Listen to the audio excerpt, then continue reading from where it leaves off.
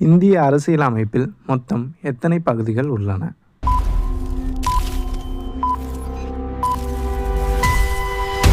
சரியான விடை option D 28. இந்திய அரசியலமைப்பு உருவாக்க குழுவின் தலைவர் யார்?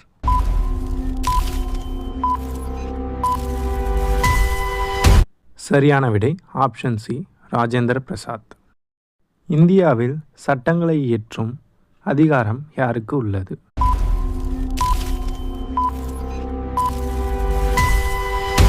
சரியான விடை ஆப்ஷன் சி சட்டமன்றம். மாநில அரசின் தலைவராக இருப்பவர் யார்?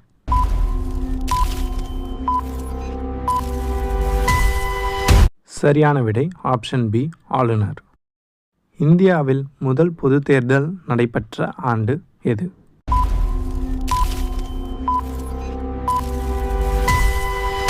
சரியான பதில் ஆப்ஷன் சி.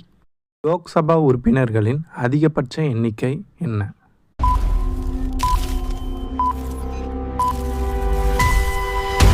சரியான விடையை கமெண்ட் செய்யவும்.